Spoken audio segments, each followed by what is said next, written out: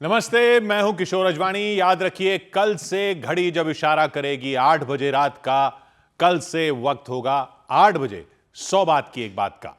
Chief justice of India को एक वकील ने चिट्ठी लिखी, कोर्ट से मांग की कि वो इस पर स्वतः संज्ञान ले। गड़बड़ियों की स्वतंत्र जांच करवाए जाने की मांग की गई। अपील की कि कोर्ट अपनी निगरानी में यह जांच करवाए। इस बीच समाजवादी पार्टी के बाद कांग्रेस ने भी दान में गड़बड़ियों का आरोप लगा दिया। उसने भी निष्पक्ष जांच करवाने की मांग की। विपक्षी दलों ने आरोप लगाया कि मंदिर के चढ़ावे में बड़े पैमाने पर चोरी हुई और इस पर मचे सियासी हंगामे के बीच राज्य सरकार ने मामला एसआईटी के हवाले कर दिया। जांच टीम में 3 बड़े अधिकारियों को रखा। लखनऊ के कमिश्नर विजय विश्वास पंत को एसआईटी का जिम्मा सौंपा, आईजी किरण शिव कुमार को जिम्मा सौंपा, वित्त विभाग के विशेष सचिव नील रतन को जिम्मा सौंपा। तीनों अधिकारी जांच के लिए अयोध्या पहुंच गए। सूत्रों के मुताबिक वो उन लोगों से पूछताछ कर सकते हैं जो मंदिर को मिले दान का हिसाब किताब रखते हैं, चढ़ावे की राशि की गिनती करते हैं। मंदिर प्रशासन ने भरोसा दिया कि एसआईटी को मंदिर की तरफ से जांच में पूरा सहयोग मिलेगा। राम मंदिर निर्माण समिति के चेयरमैन नृपेंद्र मिश्र के मुताबिक इसमें कोई ढील नहीं बरती जाएगी। सहयोग यह समिति एसआईटी चाहेगी। जिला प्रशासन से भी मेरी कल बात हुई, उन लोगों ने भी पूरी तरीके से जो भी हो सकता है सहयोग की बात बताई है। लेकिन इस मुद्दे पर विपक्षी दलों ने एक बार फिर सरकार को घेर लिया। समाजवादी पार्टी के अध्यक्ष अखिलेश यादव ने सोशल मीडिया पर यूपी सरकार पर तंज कसा। लिखा कि प्रदेश में विकास होना चाहिए था तो यहां गड़बड़ियों की जांच की टीमें बन रही हैं। इसके बाद कांग्रेस ने भी हमला बोल दिया। उसने फैजाबाद में एक होर्डिंग लगवा दी। स्कंद पुराण के एक श्लोक का जिक्र किया होर्डिंग पर कि जो व्यक्ति भगवान के धन या मंदिर की संपत्ति का दुरुपयोग करता है उसे कठोर दंड भुगतना पड़ता है। पार्टी ने मांग की एसआईटी जांच में पारदर्शिता बरते क्योंकि यह करोड़ों श्रद्धालुओं की आस्था का सवाल है और उसने मामले में तुरंत केस दर्ज किए जाने की मांग की। धन का बंदरबाट हुआ है, चोरी हुई है, चर्चा ऐसी है, तो मैं समझता हूं कि ट्रस्ट को तत्काल प्रभाव से आगे आकर इस पर कार्रवाई करनी चाहिए, इस पर मुकदमा लिखवाना चाहिए। आज तक मुकदमा नहीं लिखवाया गया। विपक्षी दलों के इन आरोपों पर मुख्यमंत्री योगी आदित्यनाथ ने जवाब दिया कि विपक्षी दल भी अब राम मंदिर की चिंता करने लग गए हैं। राम भक्ति की बात वे भी कर रहे हैं जो कल तक राम भक्तों पर गोलियां चलाते थे। उनको भी एहसास हो गया राम भक्ति की ताकत का। अब उनको भी इस बात का एहसास हो रहा है कि अगर वे इससे भटके तो ऐसा ना हो कि जनता फिर उनको हमेशा के लिए ही भटका दे। उधर सुप्रीम कोर्ट में अनूप अवस्थी नाम के वकील ने चीफ जस्टिस से इसकी शिकायत की। मुख्य न्यायाधीश को चिट्ठी लिखी कि कोर्ट अपनी निगरानी में इन गड़बड़ियों की स्वतंत्र जांच करे। चिट्ठी में लिखा, दान में चोरी के आरोपों से करोड़ों श्रद्धालुओं की आस्था पर असर पड़ा, इसलिए इसकी जांच सीबीआई जैसी एजेंसी से करवाई जाए। राम मंदिर में दान की चोरी के आरोप लगने के बाद कुछ लोगों को वहां की पुलिस ने हिरासत में लेकर पूछताछ की थी। उन्हें पिछले कुछ रोज से मंदिर परिसर में ही रखा गया। जांच होने तक उनके बाहर जाने पर रोक लगा दी गई। सूत्र बता रहे हैं ये वो लोग हैं जो दान पात्रों से निकले कैश की गिनती करते हैं। मंदिर में जितना भी चढ़ावा चढ़ता है उसकी गिनती करते हैं। एसआईटी उनसे जल्द ही पूछताछ कर सकती है। और जानकारी है कि रामलला के गर्भगृह और दर्शन पथ के नजदीक रखे सभी दान पात्रों से जो भी पैसा निकाला जाता है उसे एक गुप्त कमरे में ले जाया जाता है। यह कमरा मंदिर परिसर में ही है। सुरक्षा कारणों से इस कमरे की जानकारी बेहद गुप्त रखी जाती है। किसी और के जाने पर पूरी तरह पाबंदी है। सिर्फ वही लोग जा सकते हैं जिन्हें गिनती का काम सौंपा गया है। इस विवाद की शुरुआत मंदिर ट्रस्ट के पूर्व लेखा प्रभारी के आरोप से हुई थी। महिपाल सिंह वहां के लेखा प्रभारी के पद पर थे। उन्होंने दावा किया था कि कई मामलों में दान की गिनती और अकाउंट में दर्ज राशि में अंतर पाया गया था। उनके दावे के आधार पर ही समाजवादी पार्टी ने आरोप लगाने शुरू कर दिए थे कि मंदिर के दान में करोड़ों रुपए की हेराफेरी हो सकती है, इसलिए इसकी जांच करवाई जाए। उसने आरोप लगाया था कि मंदिर में जो चढ़ावा चढ़ता है उसकी गिनती करने वाले कुछ लोग इसमें शामिल हो सकते हैं, क्योंकि ऐसे कुछ लोगों की आर्थिक स्थिति अचानक बदल गई थी। इधर यूपी के बरेली में चाइनीज मांझे से राज्य मंत्री संजय गंगवार के भतीजे घायल हो गए। उत्तर प्रदेश के बरेली में चाइनीज मांझे से यूपी के राज्य मंत्री संजय गंगवार के भतीजे की गर्दन कट गई। वो कोचिंग सेंटर जा रहा था, रास्ते में अचानक चाइनीज मांझा उसकी गर्दन पर लिपट गया। हादसे के बाद राज्य मंत्री भड़क गए और बैन लगने के बाद भी चाइनीज मांझे की बिक्री पर चिंता जताई। उत्तर प्रदेश के सीतापुर में पुलिस ने कासिफ खान नाम के एक व्यक्ति को सोशल मीडिया के लिए विवादास्पद वीडियो बनाने के आरोप में गिरफ्तार कर लिया। पुलिस के मुताबिक कुछ रोज पहले उन्होंने सऊदी अरब में एक वीडियो बनाया था जिसमें हिंदू लड़कियों को लेकर विवादास्पद टिप्पणी की थी। बाद में कुछ हिंदूवादी संगठनों ने इस पर आपत्ति जताई थी। उत्तर प्रदेश के उन्नाव में पुलिस ने एनकाउंटर के दौरान 1 लाख के इनामी बदमाश को मार गिराने का दावा किया। पुलिस के मुताबिक वो साधु मिलन दास की हत्या का आरोपी था। पुलिस ने उसके पास से एक पिस्तौल और एक चाकू बरामद करने का दावा किया। फिर याद दिला रहे हैं आपको 100 बात की एक बात, कल से 8 बजे 1 घंटा पहले, इंतजार कम आपका क्योंकि घड़ी जब इशारा करेगी 8 बजे रात का, तब होगा कल से वक्त 100 बात की एक बात का। उधर जयपुर में कॉकरोच जनता पार्टी के प्रदर्शन के दौरान हंगामा खड़ा हो गया। एक लड़के ने पार्टी के संस्थापक अभिजीत दीपके को थप्पड़ जड़ दिए, कई थप्पड़ जड़ दिए। अभिजीत दीपके के समर्थकों ने लड़के को पकड़ लिया, उसकी जमकर पिटाई की। जयपुर के शहीद स्मारक पर प्रदर्शन था कॉकरोच जनता पार्टी का।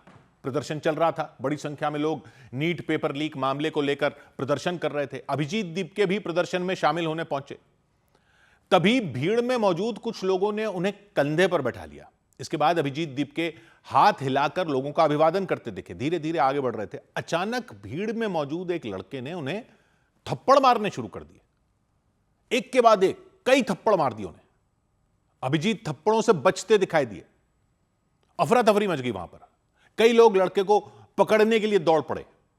अभिजीत उन लोगों को रोकने की उन्होंने कोशिश की, शांति बनाए रखने की अपील की, लेकिन उन लोगों ने उनकी नहीं सुनी। उस लड़के को पकड़ लिया और बुरी तरह मारना शुरू कर दिया। कई लोग उस लड़के को घेर कर पीटते दिखाई दिए। उसे जमीन पर पटक पटक कर पीटा। हंगामा बढ़ गया तो पुलिस बीच बचाव करने पहुंच गई। पुलिस ने किसी तरह लड़के को उन लोगों से छुड़वाया और फिर उसे हिरासत में ले लिया। उधर मध्य प्रदेश के मुरैना में एक अफवाह ऐसी हुई कि ट्रेन से कटकर 4 लोगों की जान चली गई, अफवाह की वजह से।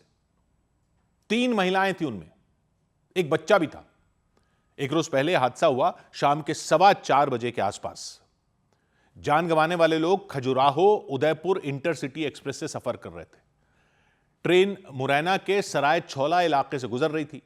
उसी दौरान ट्रेन के अंदर एक अफवाह फैल गई कि ट्रेन में मोबाइल ब्लास्ट हो गया और आग लग गई है। यह अफवाह फैल गई।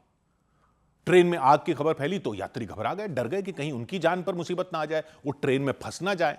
तो घबराकर यात्रियों ने चेन पुलिंग कर दी। ट्रेन हेतमपुर और धौलपुर स्टेशन के बीच रुक गई। ट्रेन रुकी तो बड़ी संख्या में यात्री नीचे उतर गए। कई लोग पटरियों पर खड़े हो गए। कुछ लोगों के सिर पर सामान भी नजर आया। तभी उसी ट्रैक पर जिस पर लोग खड़े थे, पातालकोट एक्सप्रेस आ गई। अब ट्रेन को आता देख लोगों में भगदड़ मच गई, भागने दौड़ने लग गए, जान बचाने के लिए भागने लग गए। दूसरी तरफ ट्रेन की स्पीड बहुत ज्यादा थी। ट्रेन के ड्राइवर ने बार बार हॉर्न बजाया, इमरजेंसी ब्रेक भी लगाया ताकि लोग पटरियों से हट जाएं। ज्यादातर लोग पटरियों से हट भी गए, लेकिन कुछ लोग ट्रेन की चपेट में आ गए। ट्रेन उन्हें रौंदती हुई निकल गई।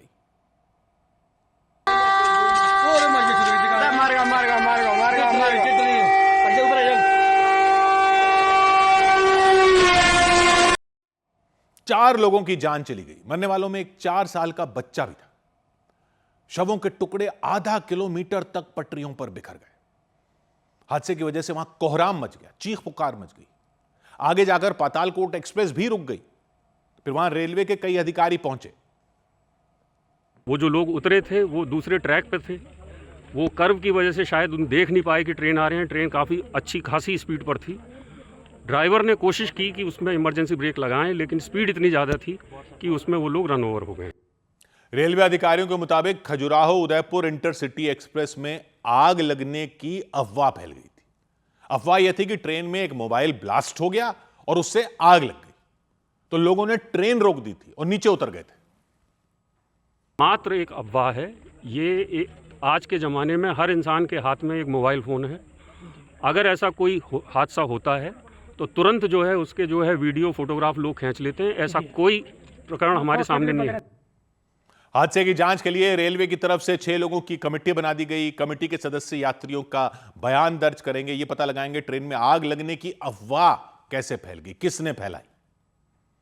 उधर अंकिता भंडारी हत्याकांड केस में बीजेपी के पूर्व विधायक को जेल हो गई। उत्तराखंड के अंकिता भंडारी हत्याकांड मामले में बीजेपी के पूर्व विधायक सुरेश राठौर को कोर्ट ने जेल भेज दिया। कोर्ट ने यह कार्रवाई विवादास्पद ऑडियो मामले में की। कोर्ट ने उनकी जमानत याचिका भी खारिज कर दी। एक दिन पहले सुरेश राठौर को हरिद्वार से गिरफ्तार किया गया था। उत्तर प्रदेश के बहराइच में एआईएमआईएम पार्टी के अध्यक्ष असदुद्दीन ओवैसी की जनसभा में हंगामा खड़ा हो गया। ओवैसी के जनसभा में पहुंचते ही भीड़ बेकाबू हो गई और भीड़ ने कुर्सियां फेंक फेंक कर तोड़ दी। इसके अलावा भीड़ ने वहां लगी बैरिकेडिंग भी तोड़ दी। उत्तर प्रदेश के आगरा में श्रद्धालुओं से भरी एक बस में आग लग गई। बस में सवार लोग गंगा स्नान के लिए जा रहे थे। फायर ब्रिगेड की टीम ने सभी लोगों को सुरक्षित बाहर निकाला। शॉर्ट सर्किट की वजह से बस में आग लगने की आशंका जताई गई।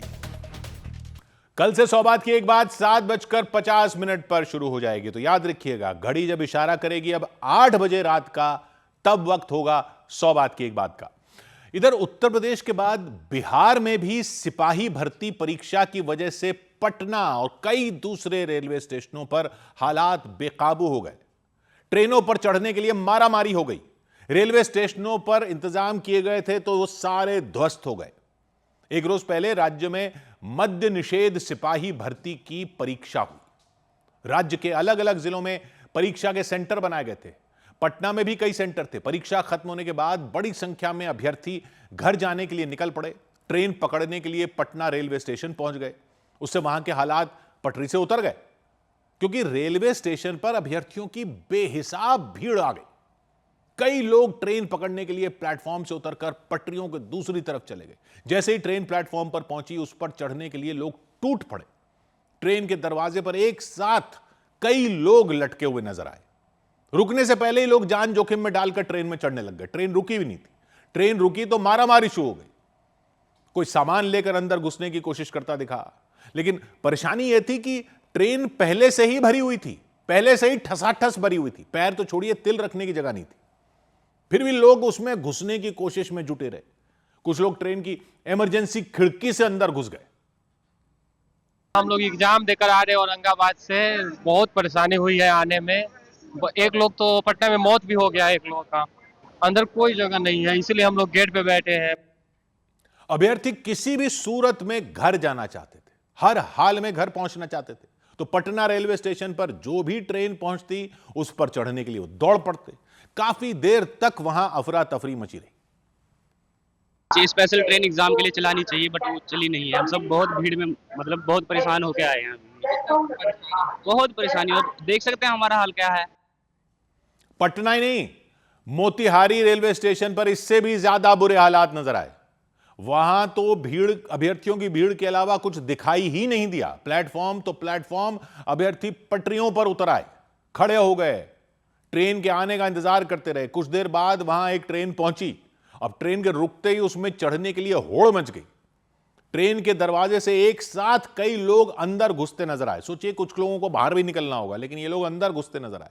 दरवाजे के नीचे सैकड़ों लोग खड़े दिखाई दिए और तभी ट्रेन चल पड़ी, धीरे धीरे आगे बढ़ने लगी। लेकिन लोग दरवाजे पर लटके रहे, खड़े रहे, अंदर जाने की कोशिश करते रहे। सिवान रेलवे स्टेशन पर भी अभ्यर्थियों की भीड़ की वजह से वहां के हालात भी बिगड़ गए। रेलवे पुलिस के जवानों ने तुरंत वहां मोर्चा संभाला, अभ्यर्थियों को अलग अलग ट्रेनों में बैठाकर वहां से रवाना किया। 100 बात की एक बात यह कि हर बार परीक्षा के दिन ट्रेनों का जब बुरा हाल हो जाता है तो कोई इंतजाम क्यों नहीं किया जाता। अभी कुछ दिन पहले यूपी में सिपाही भर्ती परीक्षा थी तो ट्रेनों में लोग ठूस ठूस कर गए थे। अब बिहार में यह मद्य निषेध सिपाही भर्ती परीक्षा में फिर वही हाल हो गया। परीक्षा के बाद जगह जगह स्टेशनों पर ऐसी भीड़ लग गई कि सांस लेने तक की जगह नहीं। और पता है सबको कि इतने सारे लोग आएंगे परीक्षा दिन, कहने को तैयारियां कर ली जाती हैं, लेकिन हर बार तैयारियां नाकाफी होती हैं। किस अधिकारी से पूछा जाता है कि ऐसा क्यों हुआ? जब आप परीक्षा करवा रहे हो तो देखोगे तो सही ना कि लोग पहुंचेंगे कैसे, जाएंगे कैसे। वो रेलवे वाले जाने, इन्होंने परीक्षा करवा दी बस। और इतनी ट्रेनें रेलवे वाले कहां से पैदा कर देंगे एक दिन के लिए? परीक्षा करवाने वाला विभाग कोई और, परीक्षा किसी और विभाग की, रेलवे का मामला अलग, रोडवेज का विभाग अलग, सब अपना अपना देख लें बस। और ये तो परीक्षा देने वालों का हाल है, वो तो गिनती में नहीं आते जो बदकिस्मती से परीक्षा वाले दिन ट्रेन में रिजर्वेशन कराकर बैठते हैं। सोचिए किसी को मोतिहारी स्टेशन पर उस ट्रेन से उतरना होगा, वो उतरेगा कैसे जब इतने सारे लोग तो चढ़ने के लिए खड़े हैं वहां पर, और अंदर बैठे हैं वो तो रिजर्वेशन वो सब तो भूल जाइए, वो अपनी किस्मत को कोसें, कोई देखेगा नहीं। जब पता है इस देश में परीक्षा इतना बड़ा काम होता है तो कोई एक टीम नहीं बना सकते जो सारे विभागों से तालमेल बनाकर परीक्षा करवा ले। और अगर है ही नहीं इंतजाम तो कोई डिजिटल तरीका ही निकाल लो। इन अधिकारियों के बच्चे तो सिपाही लेवल की परीक्षा में बैठते नहीं कि उनको दर्द भी हो कोई इसका। इनकी ड्यूटी लगाओ इस गर्मी में स्टेशन पर तो पता चले कि इनको की पब्लिक का क्या हाल हो रहा है। 100 बात की एक बात, उधर टीएमसी के 20 बागी सांसदों का NCPI, nationalist citizens party of India नाम की पार्टी में विलय हो गया। टीएमसी के 20 बागी सांसदों का एनसीपीआई यानी nationalist citizens party of India में विलय हो गया। 3 साल पहले 2023 में पश्चिम बंगाल के उत्तिया कुंडू और शेवली कुंडू नाम के पति पत्नी ने यह पार्टी बनाई थी। नारा था दल बुदलू नेताओं को नकारो। उत्तिया कुंडू पार्टी के अध्यक्ष और उनकी पत्नी कोषाध्यक्ष हैं। राजस्थान के अजमेर के माखूपुरा इलाके में प्लास्टिक की 3 फैक्ट्रियों में आग लग गई। हादसे में 2 फैक्ट्रियां जलकर राख हो गईं। फायर ब्रिगेड की टीम ने कड़ी मशक्कत के बाद आग पर काबू पाया। उत्तर प्रदेश के गोरखपुर में गोरखनाथ मंदिर में मुख्यमंत्री योगी आदित्यनाथ ने लोगों की शिकायतें सुनी। उन्होंने वहां मौजूद अधिकारियों को लोगों की शिकायतों पर कार्रवाई करने के निर्देश दिए। तो याद रखिए कल से 8 बजे हो जाएगी 100 बात की एक बात। 7:50 पर 100 बात की एक बात का टाइम शुरू हो जाएगा, याद रखिए कल से। इधर पटना में ज्ञान बिंदु कोचिंग सेंटर के निदेशक रोशन आनंद ने जेल से बाहर निकलते ही आरोप लगाया कि खान सर ने उनके भाई की हत्या करवा दी। वही रोशन आनंद हैं जिन पर खान सर ने हमला करवाने का आरोप लगाया था। 2 जून की रात खान सर के कोचिंग सेंटर पर हमला हुआ था। 20 लड़कों ने वहां तोड़फोड़ की थी, पथराव किया था। खान सर ने आरोप लगाया था रोशन आनंद के लोगों ने हमला किया था। तो खान सर की शिकायत के बाद पुलिस ने रोशन आनंद को गिरफ्तार करके जेल भेज दिया था। इसी बीच उनके भाई की हत्या कर दी गई। बाद में रोशन आनंद को कोर्ट से जमानत मिली, वो जेल से बाहर आए तो उन्होंने खान सर पर आरोप लगा दिया कि उन्होंने उनके भाई की हत्या करवा दी। खान सर ने इन आरोपों पर कोई प्रतिक्रिया नहीं दी।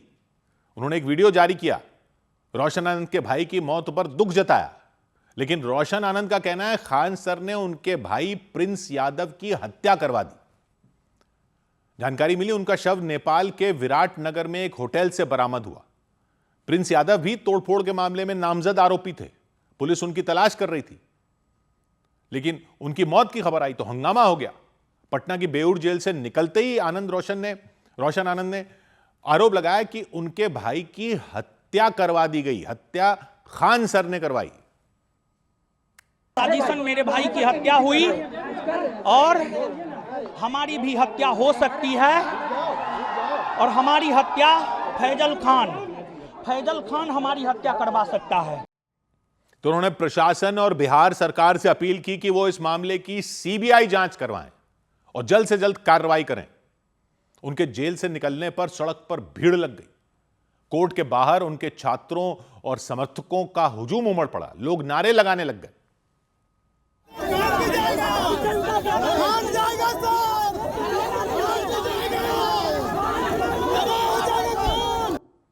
उनके वकीलों ने भी खान सर पर साजिश रचने का आरोप लगाया और दावा किया कि खान सर ने सोची समझी साजिश के तहत रोशन आनंद को जेल भिजवाया, जबकि कोचिंग सेंटर पर जो हमला हुआ था उससे उनका कोई लेना देना नहीं है। और उसने पूरी षड्यंत्र के तहत क्रिमिनल माइंड का उपयोग करते हुए इनको जेल भेजवाता है और षड्यंत्र करके इनकी भाई की हत्या की गई है, जो खान सर ने करवाया है, फैजल खान ने करवाया है।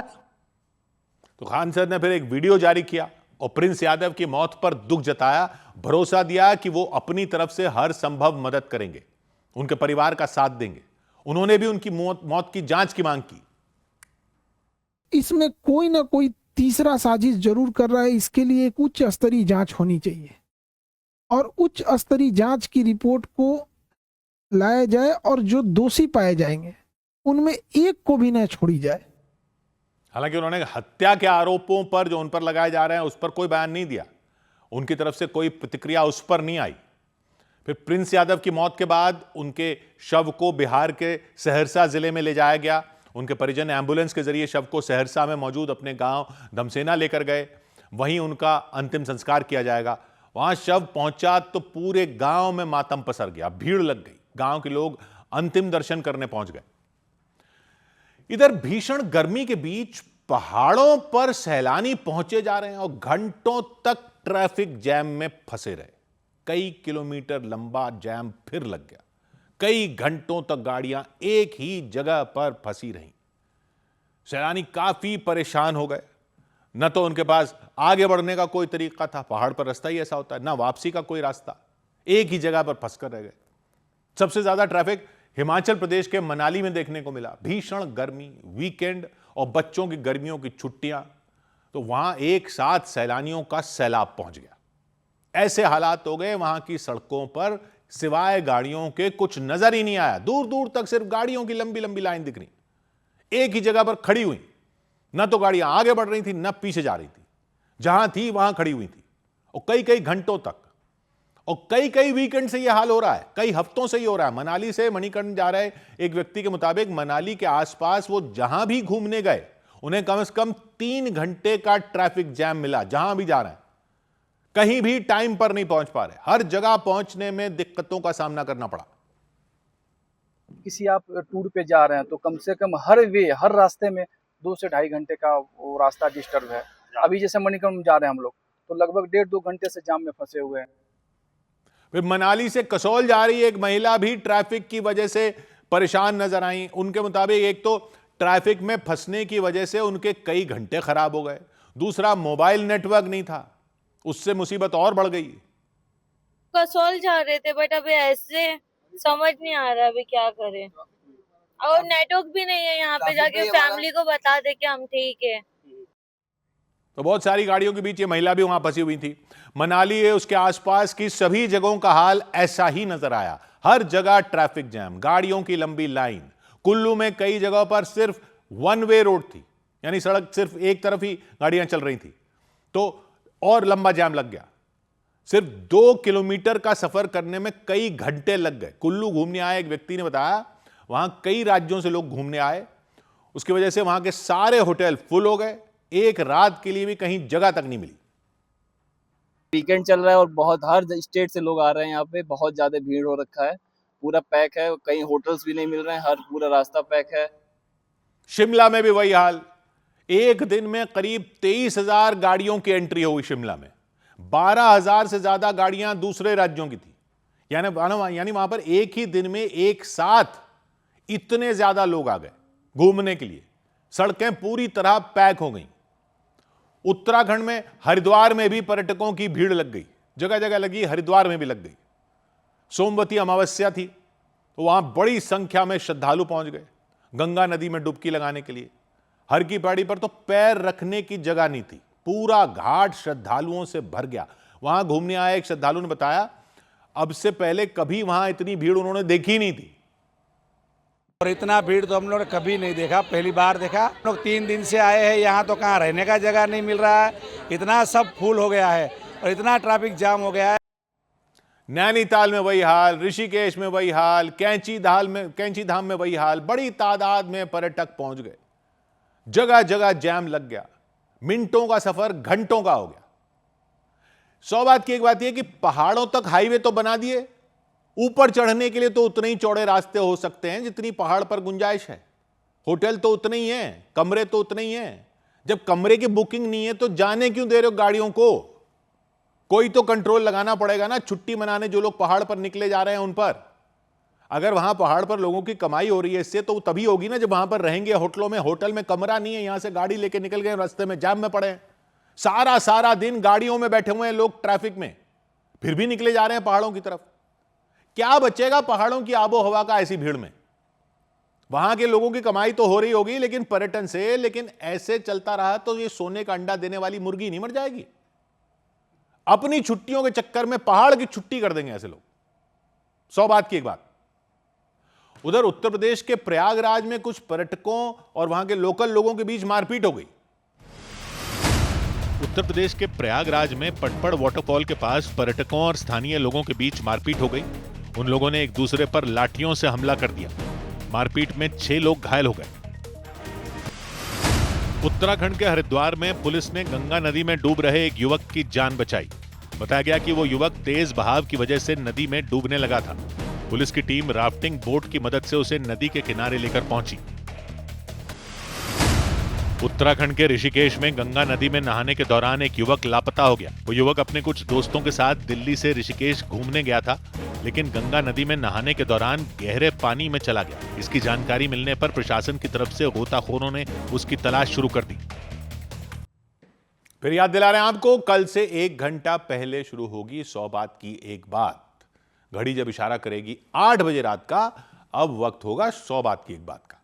इधर मुंबई में अभिनेत्री संचिता उगले की खुदकुशी हुई। खुदकुशी के बाद उनके एक रिश्तेदार ने इसका कनेक्शन सुशांत सिंह राजपूत की आत्महत्या से जोड़ दिया। 22 साल की संचिता उगले के रिश्तेदार ने एक बयान दिया कि संचिता की आत्महत्या को सीधे तौर पर सुशांत सिंह राजपूत की आत्महत्या से जोड़ दिया। उन्होंने दावा किया, जिस तरह सुशांत सिंह राजपूत ने दबाव में आकर अपनी जान दे दी थी, ठीक उसी तरह टीवी इंडस्ट्री के दबाव में आकर, उस प्रेशर में काम के संचिता ने अपनी जान दे दी। संचिता मुंबई के नजदीक महाराष्ट्र के पालघर में रहती थी। नाला सुपारा इलाके में अपने माता पिता के साथ रहती थी। उन्होंने कई टीवी सीरियलों में काम किया। टीवी के मशहूर सीरियल कुमकुम भाग्य में लंबे समय तक काम किया था। पिछले साल फिल्म रिलीज हुई थी छावा, उसमें भी वो थी। छावा में ताराबाई का किरदार निभाया था। एक रोज पहले पुलिस को उनकी मौत के बारे में जानकारी मिली। पुलिस के मुताबिक संचिता के पिता ने थाने में मामला दर्ज करवाया कि संचिता ने आत्महत्या कर ली, अपने कमरे में फांसी लगाकर खुदकुशी कर ली। पुलिस का कहना है, शुरुआती जांच में आत्महत्या की वजह का पता नहीं चल पाया। उनके कमरे से कोई सुसाइड नोट नहीं मिला, तो पुलिस ने उनके शव को पोस्टमार्टम के लिए भेज दिया। मामले में जांच शुरू कर दी। मरने का रीजन इन्वेस्टिगेशन में आगे समझ में आएगा, वो हिसाब से आगे की कार्रवाई होगा। क्या कोई सुसाइड नोट वगैरह मिला है? अभी तक फिलहाल वैसा कुछ नहीं मिला, मगर पिताजी का कहना है कि उनकी किसी के खिलाफ कोई शिकायत नहीं है। पुलिस कह रही है, संचिता के पिता ने किसी पर आत्महत्या के लिए दबाव बनाने का कोई आरोप नहीं लगाया, किसी के खिलाफ शिकायत नहीं दर्ज करवाई है। लेकिन संचिता के चचेरे भाई ने टीवी इंडस्ट्री पर आरोप लगा दिया कि संचिता दबाव महसूस कर रही थी। इंडस्ट्री का दबाव इतना ज्यादा था कि संचिता टूट गई थी और यह खौफनाक कदम उठा लिया। उन्होंने संचिता के आत्महत्या को सुशांत सिंह राजपूत की आत्महत्या से जोड़ दिया। सुशांत सिंह राजपूत के आत्महत्या करने की तारीख का जिक्र किया कि 14 जून को 2020 14 जून सुशांत सिंह राजपूत ने अपनी जान दी थी और संचिता उगले ने भी 14 जून को फांसी लगाकर अपनी जान दे दी। तो संचिता के चचेरे भाई ने दावा किया कि कुछ दिन पहले सोशल मीडिया पर एक अकाउंट बनाया गया था, उस पर एक वीडियो डाला गया था। वीडियो में सुशांत सिंह राजपूत का जिक्र किया गया था। ये मेरी बहन की एक आईडी है जिसमें कि मेरी बहन का प्रोफाइल पिक्चर लगा है। सुशांत सिंह राजपूत ने 14 जून 2020 को सुसाइड किया था, राइट? इसने भी कल सुसाइड किया 14 जून 2026। कॉन्टेक्स्ट में लिखा है it's again 14 June and caption में लिखा है we miss you Sushant sir. तो संचिता के चचेरे भाई हैं, इन्होंने दावा किया जिस तरह इंडस्ट्री के दबाव में आकर सुशांत सिंह राजपूत ने अपनी जान दे दी थी, ठीक उसी तरह संचिता ने भी खुदकुशी कर ली। उन्होंने महाराष्ट्र के मुख्यमंत्री देवेंद्र फडणवीस से अपील की, प्रधानमंत्री मोदी से अपील की, राष्ट्रपति द्रौपदी मुर्मू से अपील की कि जांच कराए जाने की मांग की इस मामले की। उधर उत्तर प्रदेश के मुजफ्फरनगर में एक सरकारी अस्पताल में 3 साल की एक बच्ची पर आवारा कुत्तों ने हमला कर दिया। अस्पताल परिसर में बुरी तरह नोच लिया। बच्ची को तेज बुखार था, उसके परिजन उसे अस्पताल ले गए थे, उसका इलाज चल रहा था। बच्ची के परिजन कह रहे हैं अचानक अस्पताल की बिजली चली गई तो लोग कमरे से बाहर आए और बच्ची भी कमरे से बाहर आ गई, खेलने लग गई। तभी आवारा कुत्तों का एक झुंड आया और उस पर हमला कर दिया और टूट पड़े उस पर। 3 साल की वो बच्ची जोर जोर से चीखने लग गई। अस्पताल में अफरा तफरी मच गई। परिजन भी उसे ढूंढते हुए वहां पहुंच गए, लेकिन तब तक उन कुत्तों ने उसे बुरी तरह लहूलुहान कर दिया था। बच्ची के पूरे शरीर पर दांतों के निशान नजर आए। आवारा कुत्तों ने उसके सिर पर हमला किया था, उसके पूरे शरीर पर अपने दांतों से वार किया था। वो बुरी तरह घायल हो गई। डॉक्टरों ने तुरंत उसका इलाज शुरू किया। इलाज के दौरान बच्ची लगातार रोती रही, दर्द से कराहती रही। उसके परिजनों का अस्पताल प्रबंधन पर गुस्सा फूट पड़ा। अस्पताल पर लापरवाही के आरोप लगाए कि उस सरकारी अस्पताल में मरीजों से ज्यादा तो कुत्ते हैं। बुखार था सर, जैसे ही वो लाइट भाग गई तो सब गेट से बाहर निकले। निकलते ही 4-5 कुत्ते उधर से आए और बच्चे पर झपट गया। अस्पताल परिसर में आवारा कुत्ते फिर भी बेखौफ घूमते नजर आए। हादसा हो गया उसके बाद भी बाकी मरीजों में भी डर पैदा हो गया। बच्ची के परिजनों ने अस्पताल प्रबंधन से अपील की कि वो उसका सही इलाज करें ताकि किसी भी तरह उसकी जान बच पाए। लोगों ने भी अपील की कि आवारा कुत्तों को जल्द से जल्द हटाया जाए, किसी और की जान खतरे में ना पड़े। उधर बिहार के मुजफ्फरपुर में पुलिस ने सॉल्वर गैंग के 4 सदस्यों को गिरफ्तार करने का दावा किया।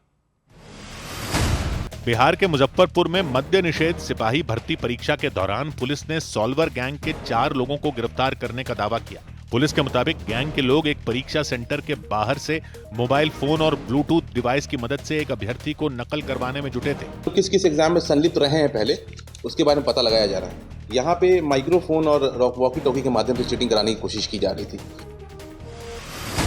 मध्य प्रदेश के उमरिया में पुलिस ने एक व्यक्ति को अपने ही रिश्तेदार के बच्चे का अपहरण करने के आरोप में गिरफ्तार कर लिया। पुलिस के मुताबिक पैसों के लेन देन को लेकर आरोपी का अपने रिश्तेदार से विवाद चल रहा था। इस बीच उसने बच्चे का अपहरण कर 5,000 रुपए की डिमांड की थी, लेकिन मोबाइल फोन की लोकेशन से वो पकड़ा गया।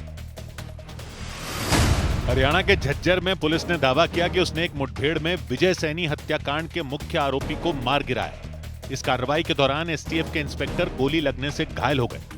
कुछ रोज पहले विजय सैनी नाम के व्यक्ति की दिन दहाड़े हुई हत्या से पूरे इलाके में सनसनी मच गई थी। फिर याद दिला रहे हैं आपको, कल से जब घड़ी इशारा करेगी 8 बजे रात का, तब वक्त होगा 100 बात की एक बात का। 1 घंटा पहले शुरू हो जाएगी 100 बात की एक बात। इधर कोलकाता में उस वक्त अफरा तफरी मच गई जब एक लड़के ने टीएमसी नेता कुणाल घोष पर अंडे फेंक दिए। कुणाल घोष ममता बनर्जी से मिलने उनके घर गए थे, मिले उनसे, फिर कुणाल घोष बाहर निकले तो उन पर हमला हो गया। एक लड़का पहले से ही उनका इंतजार कर रहा था, ममता बनर्जी के घर के बाहर खड़ा हुआ था। उसके हाथ में कई अंडे थे और उसने जैसे ही कुणाल घोष को देखा उनके ऊपर अंडे फेंक दिए। सीधे कुणाल घोष के सिर पर जाकर अंडे लगे। थोड़ी देर के लिए तो उन्हें समझ नहीं आया कुछ, वो इधर उधर देखते नजर आए। इसके बाद वो दोबारा ममता बनर्जी के घर के अंदर घुस गए। उसके बाद भी उस लड़के का गुस्सा शांत नहीं हुआ, वो और अंडे उठा लाया और 3-4 अंडे उसके हाथ में दिखाई दिए और दोबारा कुणाल घोष की तरफ बढ़ रहा था। रास्ते में एक व्यक्ति ने उसे लेकिन रोक लिया, फिर वो लड़का लौट गया। उसने आरोप लगाया टीएमसी और कुणाल घोष ने लोगों पर बहुत अत्याचार किया था, उसका बदला लेने के लिए उसने उनके ऊपर अंडे फेंके। बहुत अत्याचार किया भैया, ये हम लोग का, ये कुणाल घोष का क्या अत्याचार किया है? ये कम अत्याचार नहीं किया हम लोग पब्लिक के ऊपर में। आज ये डीम खाने के लायक ही हो गया, ये डीम खाने के लायक ही है आज। इससे पहले टीएमसी के राष्ट्रीय महासचिव अभिषेक बनर्जी, टीएमसी नेता मदन मित्रा को भी लोगों का गुस्सा झेलना पड़ा था। उन पर भी लोगों ने गुस्से में अंडे और टमाटर बरसाए थे। उधर असम के दक्षिण सालमारा नकाचर जिले में मौजूद भारत बांग्लादेश सीमा पर 9 बांग्लादेशी नागरिक फंस गए। पिछले 24 घंटे से नो मैन्स लैंड में, जो दोनों देशों के बीच की सीमा के बीच जो कुछ जमीन छोड़ी जाती है, नो मैन्स लैंड, किसी भी देश के अधिकार क्षेत्र में वो जमीन नहीं आती, उसी जमीन को नो मैन्स लैंड कहते हैं। बांग्लादेश के नागरिक वहीं फंसे हैं, बांग्लादेश जाने के इंतजार में बैठे हैं, लेकिन बांग्लादेश ने उन्हें वापस लेने के लिए, वो बांग्लादेश वापस लेने के लिए तैयार नहीं। उसके सुरक्षा बल के जवान उन्हें बांग्लादेश में घुसने नहीं दे रहे, उन्हें अपना नागरिक वो नहीं मान रहे।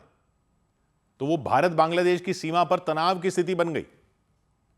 मामला सुलझाने के लिए दोनों देशों के बीच कमांडर स्तर पर फ्लैग मीटिंग भी हुई, लेकिन उसका कोई नतीजा नहीं निकला। हालात जस के तस बने रहे। एक रोज पहले एक घटना हुई। सुरक्षा बल के मुताबिक कुछ बांग्लादेशी नागरिकों ने अवैध तरीके से भारत में घुसने की कोशिश की थी। 9 लोग थे, महिलाएं, बच्चे भी थे। सुरक्षा बल के जवानों ने उन्हें भारत में घुसने से रोक दिया। बीएसएफ ने दावा किया कि पकड़े गए लोगों ने कैमरे पर माना कि वो बांग्लादेशी हैं और काम की तलाश में भारत की तरफ आ रहे थे, इस तरफ आ रहे थे। तो बीएसएफ ने सभी को वापस बांग्लादेश भेजने की कोशिश की, लेकिन बांग्लादेश ने उन्हें अपना नागरिक मानने से इनकार कर दिया। बांग्लादेश ने कहा ये हमारे नहीं है। बांग्लादेश की सीमा में तैनात उसके सुरक्षा बल के जवानों ने उन्हें वहां घुसने से रोक दिया। तो बॉर्डर के उस तरफ बांग्लादेश के नागरिक भी विरोध करते दिखाई दिए, हाथों में लाठियां लिए नजर आए। तो बांग्लादेश के ये 9 नागरिक भारत बांग्लादेश की सीमा पर मौजूद नो मैन्स लैंड में फंस गए। सभी को तिरपाल से बने एक अस्थायी टेम्पररी शेल्टर में रख दिया गया। तनाव हो गया तो बॉर्डर पर बीएसएफ ने सुरक्षा सख्त कर दी, हाई अलर्ट जारी कर दिया। किसी भी स्थिति से निपटने के लिए पेट्रोलिंग सख्त कर दी। इधर दिल्ली में कई जगहों पर यूपीएससी की परीक्षा के पैटर्न को लेकर अभ्यर्थियों ने विरोध जताया। दिल्ली के राजेंद्र नगर और मुखर्जी नगर में यूपीएससी के अभ्यर्थियों ने सिविल सेवा प्रारंभिक परीक्षा के खिलाफ प्रदर्शन किया। अभ्यर्थियों ने आरोप लगाया कि प्रारंभिक परीक्षा का पेपर पैटर्न से पूरी तरह अलग था। प्रदर्शनकारियों ने इसकी समीक्षा किए जाने की मांग की। मध्य प्रदेश के हरदा में पुलिस ने करीब 2.25 लाख रुपए के ड्रग्स के साथ एक व्यक्ति को गिरफ्तार करने का दावा किया। पुलिस की टीम ने उसे एक मंदिर के पास से पकड़ा। पुलिस के मुताबिक आरोपी उज्जैन के पास से नशे के लिए ड्रग्स लेकर आया था। उसके पास से 11.1 ग्राम अवैध मादक पदार्थ एमडी का जब्त किया गया है। लोकसभा में विपक्ष के नेता राहुल गांधी 2 दिन बाद 17 जून को राजस्थान के कोटा में छात्रों से संवाद करेंगे। इसे लेकर उन्होंने सोशल मीडिया पर एक पोस्ट डाली। उसमें उन्होंने पेपर लीक का मुद्दा उठाते हुए केंद्र सरकार पर तीखा प्रहार किया। राहुल गांधी ने छात्रों से एकजुट होने की भी अपील की। फिर इधर याद दिला रहे हैं आपको, 8 बजे कल से 1 घंटा पहले से शुरू हो जाएगी 100 बात की एक बात। उधर उत्तर प्रदेश के मेरठ में पुलिस थाने की जमीन पर एक मस्जिद बनी होने का आरोप लगाया तो हड़कंप मच गया। पुलिस का कहना है मेरठ के खरखौदा इलाके में थाने के पास सरकारी मकान बनाने की योजना है। पुलिस कर्मियों के रहने के लिए मकान के निर्माण का काम शुरू होना है। तो इसी के तहत वहां पर जमीन की जांच की गई।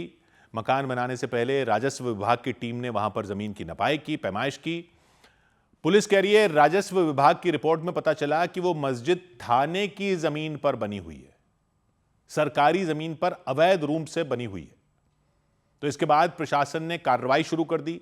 पुलिस ने कार्रवाई शुरू कर दी। मस्जिद प्रबंधन से जमीन से जुड़े कानूनी दस्तावेज मांगे गए कि भाई कागज दिखाओ।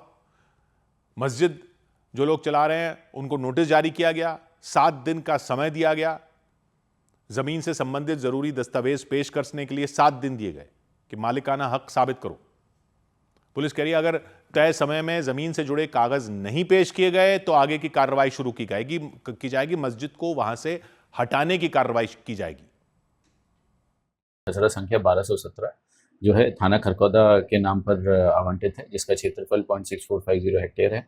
इसी क्रम में पीछे की तरफ इसी लैंड में एक मस्जिद का पहले से निर्माण है, जिनके इमाम को नोटिस दिया गया है और 7 दिवस की जो है मोहलत दी गई है। पुलिस कह रही है राजस्व विभाग की टीम इस मामले में कागजों की जांच कर रही है, पड़ताल कर रही है। जमीन का मालिकाना हक किसका है, राजस्व रिकॉर्ड में क्या है, कागज के आधार पर तय किया जाएगा। इस मामले के सामने आने पर फिर मेरठ के खरखौदा इलाके में पुलिस ने सुरक्षा भी बढ़ा दी। शांति व्यवस्था बनाए रखने के लिए पुलिस ने अपनी गश्त बढ़ा दी, क्योंकि मस्जिद का मामला है। कड़ी निगरानी शुरू कर दी। पुलिस के अधिकारियों ने इलाके के लोगों से किसी भी अफवाह पर ध्यान न देने की अपील की। कानून व्यवस्था बनाए रखने के लिए लोगों से सहयोग करने की अपील की। इधर उत्तर प्रदेश के मुरादाबाद में एक हाईवे के किनारे एक मजार मौजूद थी, उसको हटा दिया गया। लोग, वहां के जो लोकल लोग हैं वो कह रहे हैं मजार करीब 200 साल पुरानी थी। प्रशासन ने बुलडोजर चलाकर मजार को ध्वस्त कर दिया।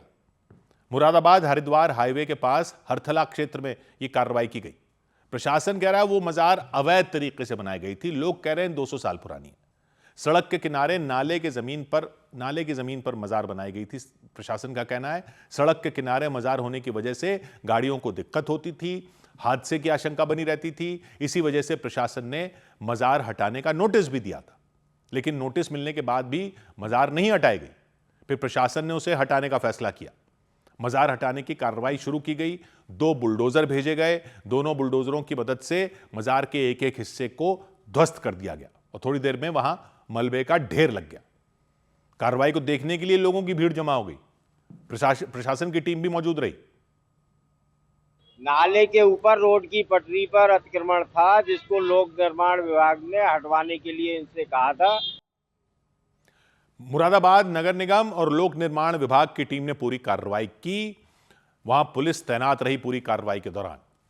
उधर अमरनाथ यात्रा से पहले जम्मू कश्मीर के अनंतनाग में पुलिस ने सुरक्षा अभियान शुरू कर दिया। अमरनाथ यात्रा से पहले जम्मू कश्मीर के अनंतनाग में पुलिस ने बड़ा तलाशी अभियान चलाया। यात्रा मार्गों पर डॉग स्क्वाड और बम निरोधक दस्ते के साथ निगरानी की गई। यात्रियों के ठहरने के लिए बनाए गए केंद्र और पार्किंग क्षेत्र को खंगाला गया। अमरनाथ यात्रा 3 जुलाई से शुरू होगी।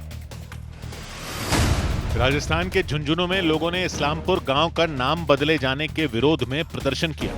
उन लोगों ने कलेक्ट्रेट ऑफिस पहुंचकर डीएम को ज्ञापन सौंपा और प्रशासन से गांव का नाम नहीं बदलने की मांग की। मध्य प्रदेश के मंत्री विश्वास सारंग ने किडनी की गंभीर बीमारी से जूझ रहे एक बच्चे को इलाज के लिए भोपाल एम्स में भर्ती करवाया और बीमार बच्चे की मां ने आर्थिक स्थिति का हवाला देते हुए इलाज में मदद की अपील की थी, जिस पर कार्रवाई करते हुए विश्वास सारंग ने अधिकारियों को तुरंत इलाज की व्यवस्था करने के निर्देश दिए। फिर याद दिला रहे हैं आपको, 100 बात की एक बात का समय बदल रहा है, इंतजार और कम होने वाला है। हम जल्दी आने वाले हैं, 1 घंटा पहले आने वाले हैं। तो कल से घड़ी जब इशारा करेगी 8 बजे रात का वक्त होगा 100 बात की एक बात का। इधर उत्तर प्रदेश के जेवर में, दिल्ली के पास जेवर के नोएडा इंटरनेशनल एयरपोर्ट से कमर्शियल फ्लाइटों की उड़ान शुरू हो गई। 8:10 पर पहली फ्लाइट उड़ी नोएडा इंटरनेशनल एयरपोर्ट से इंडिगो की जेवर से लखनऊ के लिए। फ्लाइट में जेवर इलाके के 172 किसान थे। वो किसान जिन्होंने एयरपोर्ट के लिए अपनी जमीनें दी थी, उनके लिए फ्लाइट चलाई गई। नोएडा इंटरनेशनल एयरपोर्ट से पहली फ्लाइट उन्हीं किसानों को लेकर उड़ी। जेवर एयरपोर्ट के लिए जमीन देने वाले 172 किसानों में 28 महिला किसान थी। वो महिलाएं फ्लाइट के अंदर भजन गाती दिखाई दी। उन्होंने मुख्यमंत्री योगी आदित्यनाथ के लिए भजन गाए, उनकी लंबी उम्र के लिए कामना की।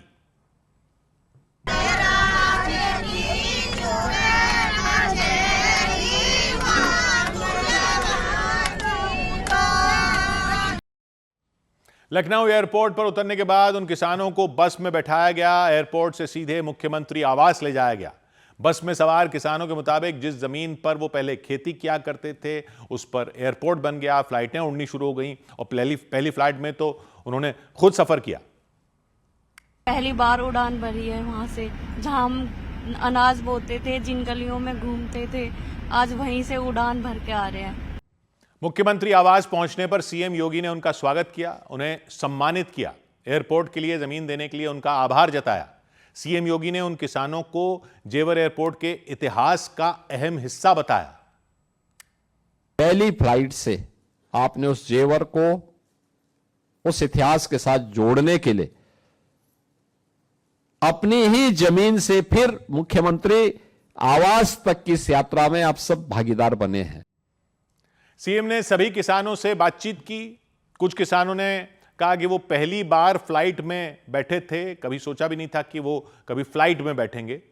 सीएम की वजह से उनका ये सपना पूरा हुआ। हमें जो आज एयरपोर्ट में गए हैं खुशी में, तो जहाज में बैठे हैं, हवाई चप्पल से हवाई जहाज में बैठे हैं। और हमारे मुख्यमंत्री जी ने बहुत तरक्की आबादी, बहुत ज्यादा तरक्की आबादी है। जेवर एयरपोर्ट पर सुबह करीब 8 बजे इंडिगो की फ्लाइट लैंड हुई, लखनऊ से आई थी। उसी फ्लाइट में फिर ये 172 किसानों को बैठाया गया। फिर नोएडा इंटरनेशनल एयरपोर्ट से पहली फ्लाइट ने उड़ान भरी। करीब 1 घंटे बाद लखनऊ एयरपोर्ट पहुंची। एक महिला व्हीलचेयर पर बैठकर एयरपोर्ट से बाहर निकलती दिखी। उन्होंने सीएम की जमकर तारीफ की और फ्लाइट में बैठने पर खुशी जाहिर की। जेवर का नोएडा इंटरनेशनल एयरपोर्ट 4 फेज में बनाया जा रहा है। पहले फेज का काम 2021 में शुरू हुआ था, जो 5 साल में बनकर तैयार हुआ। इसके बाद वहां से पहली फ्लाइट ने उड़ान भरी। चारों फेज पूरा होने के बाद यह एयरपोर्ट एशिया का सबसे बड़ा एयरपोर्ट बन जाएगा जब चारों फेज पूरे हो जाएंगे। एयरपोर्ट पर कई आधुनिक सुविधाएं हैं। सेल्फ चेक इन की सुविधा है, खुद ही चेक इन कर सकते हैं यात्री, चेक इन के लिए लाइन में नहीं लगना पड़ेगा। ई गेट की सुविधा है जिससे पार्किंग से गेट तक जाने में ज़्यादा वक्त नहीं लगेगा। इसके अलावा रेस्टोरेंट, कैफ़े, बच्चों के लिए खेलने की जगह, इलेक्ट्रिक गाड़ियों की चार्जिंग, ये सारी सुविधाएं भी हैं वहाँ पर। नोएडा इंटरनेशनल एयरपोर्ट से सबसे ज़्यादा फायदा दिल्ली एनसीआर में रहने वाले लोगों को होगा, खासतौर पर उन लोगों को जो नोएडा और ग्रेटर नोएडा वाले इलाके में रहते हैं, क्योंकि एयरपोर्ट सीधा यमुना एक्सप्रेसवे से लिंक्ड है। नोएडा और ग्रेटर नोएडा से लोगों को इस एयरपोर्ट तक पहुंचने में कोई 35-40 मिनट लगेंगे, जबकि दिल्ली एयरपोर्ट तक पहुंचने में नोएडा और ग्रेटर नोएडा के लोगों को 1-1.5 घंटा लग जाता है।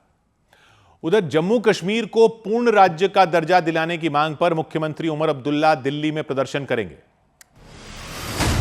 जम्मू कश्मीर के मुख्यमंत्री उमर अब्दुल्ला ने जम्मू कश्मीर को पूर्ण राज्य का दर्जा दिलाने के लिए प्रदर्शन करने का ऐलान किया। उन्होंने घोषणा की कि वो संसद के मॉनसून सत्र के पहले दिन दिल्ली में जंतर मंतर पर प्रदर्शन करेंगे। देहरादून में बीजेपी नेता की हत्या के बाद विकासनगर इलाके में पुलिस ने सुरक्षा व्यवस्था सख्त कर दी। वहां पुलिस के कई जवानों की तैनाती कर दी गई और कुछ पुलिसकर्मी गश्त लगाते भी नजर आए। मध्य प्रदेश के गुना में पैसों को लेकर हुए झगड़े में एक युवक की चाकू मारकर हत्या कर दी गई। हत्या का आरोप युवक के दोस्त पर लगाया गया। पुलिस के मुताबिक उधार के 500 रुपए के लिए दोनों दोस्तों के बीच झगड़ा हुआ था। पुलिस ने आरोपी को गिरफ्तार कर लिया। फिर याद दिला रहे हैं आपको, कल से 7:50 पर 100 बात की एक बात शुरू होगी, यानी 1 घंटा पहले। इधर असम में जोरहाट में 2 दिन पहले एयरफोर्स का विमान जो क्रैश हुआ था उसका वीडियो आया। AN-32 एयरफोर्स का मालवाहक विमान था। रनवे पर उस पर आग लग गई थी। विमान 2 टुकड़ों में बंट गया था। विमान में सवार एयरफोर्स के 5 जवान शहीद हो गए। एयरफोर्स ने कोर्ट ऑफ इंक्वायरी के आदेश दे दिए। शनिवार की सुबह करीब 10 बजे हादसा हुआ था। AN-32 विमान लैंडिंग की कोशिश कर रहा था। जोरहाट एयरबेस के रनवे पर उतरने की कोशिश कर रहा था। रनवे पर उतरते ही विमान लड़खड़ाने लग गया था। उसका बैलेंस बिगड़ा, रनवे से फिसल गया और देखते ही देखते उसका आगे का हिस्सा जमीन से टकराया और एक तेज धमाका हो गया। आग लग गई उसमें। आग की ऊंची ऊंची लपटें उठने लगी। आग लगने के बाद 2 हिस्सों में विमान टूट गया। रेस्क्यू ऑपरेशन शुरू किया गया। वायुसेना के जवान पहुंच गए, फायर ब्रिगेड की टीम पहुंच गई। आग बुझाने की कोशिश शुरू की गई। फिर कड़ी मशक्कत के बाद आग पर काबू पाया जा सका। विमान में सवार 5 जवान शहीद हो गए। जवानों के प्रति वायुसेना ने संवेदना व्यक्त की और पीड़ित परिवारों को हर संभव मदद देने का भरोसा दिया। उधर पाकिस्तान के खैबर पख्तूनख्वा में पाकिस्तानी एयरफोर्स का एक ट्रेनी विमान क्रैश हो गया। ट्रेनी विमान का मतलब पायलटों को ट्रेनिंग देने वाला विमान, जिसमें उड़ाकर पायलट ट्रेन होते हैं। सीधे जमीन पर आ गया आसमान से। गिरते ही उसमें भयानक आग लग गई। 2 पायलटों की मौत हो गई। वहां के मीडिया के मुताबिक हादसा तब हुआ जब प्लेन ट्रेनिंग मिशन पर था। सामान्य दिनों की तरह सब कुछ ठीक चल रहा था। उसी दौरान खैबर पख्तूनख्वा के मर्दान जिले में वो विमान हादसे का शिकार हो गया, क्रैश हो गया। आसमान से वहां की एक सड़क पर आ गया और गिरते ही सड़क पर आग लग गई। सड़क के बीचों बीच आग की जैसे एक दीवार से बन गई। आग के गोले उठने लगे। सड़क से बाइक से कुछ लोग गुजर रहे थे। ठीक उनके सामने विमान गिरा और सड़क पर आग लग गई। उन्हें संभलने का मौका ही नहीं मिला। वो बाइक के साथ आग में घुस गए। इतना भयानक हादसा था। विमान में बैठे दोनों पायलटों की जान चली गई। नीचे जमीन पर 3 लोग बुरी तरह झुलस गए। घायलों को इलाज के लिए फौरन वहां से अस्पताल ले जाया गया। हादसे के बाद पाकिस्तान की एयरफोर्स ने जांच के लिए कमेटी बना दी।